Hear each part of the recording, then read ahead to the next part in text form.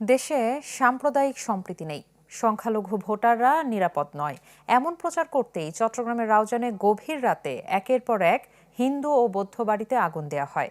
ঘটনায় জড়িত চক্রটিতে রয়েছে আওয়ামী লীগ ও ছাত্রলীগের নেতাকর্মী। ৭ জনকে গ্রেপ্তারের পর চাঞ্চল্যকর এসব তথ্য জানিয়েছে পুলিশ। নির্বাচনকে সামনে রেখে চক্রটির ভয়াবহ নাশকতার পরিকল্পনা ছিল বলেও দাবি তাদের। ডিসেম্বরের শেষ দিকে চট্টগ্রামের রাউজানে একের পর এক হিন্দু ও বৌদ্ধদের ঘরে বাইরে থেকে তালা লাগিয়ে আগুন দেয়া হয়। সব আগুনই দেয়া হয়েছিল একই কায়দায়।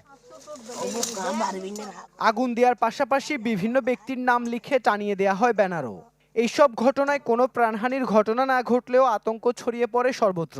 ঘটনার রহস্য উদ্ঘাটনে নেমে রীতিমতো হিমশিম খেতে হয় আইনশৃঙ্খলা বাহিনীকে।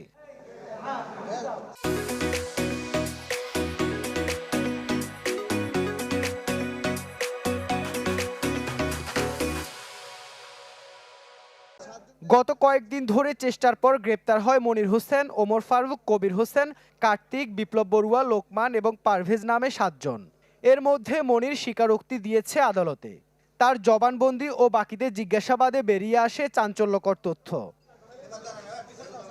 পুলিশ বলছে পুরো ঘটনায় কাজ করে ১২ থেকে ১৫ জনের একটি দল, যারা প্রত্যেকে নিষিদ্ধ সংগঠন ছাত্রলীগ এবং কার্যক্রম নিষিদ্ধ আওয়ামী লীগের নেতাকর্মী।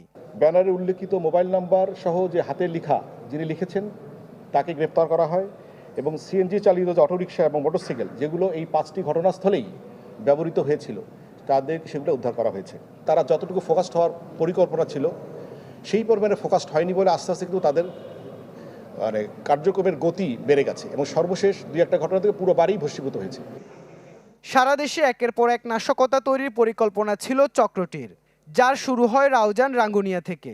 পরিকল্পনা ছিল স্কুল কলেজ সহ বড় স্থাপনায় নাশকতার। উদ্দেশ্য ছিল নির্বাচনের আগে আন্তর্জাতিক বিশ্বে বাংলাদেশের নাজুক পরিস্থিতি তুলে ধরা।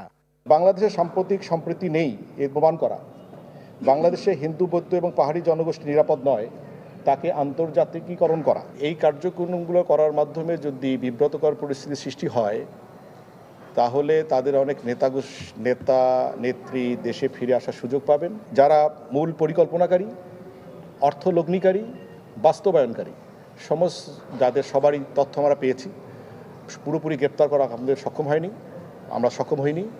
আর তদন্তের স্বার্থে আমি নামগুলো আপনাদের কাছে প্রকাশ করতে চাচ্ছি না এই মুহূর্তে। পুলিশের দাবি এই চক্রের পেছনে অর্থায়ন করেছে আওয়ামী লীগের নেতারা, যাদের কেউ দেশে এবং কেউ বিদেশে অবস্থান করছে।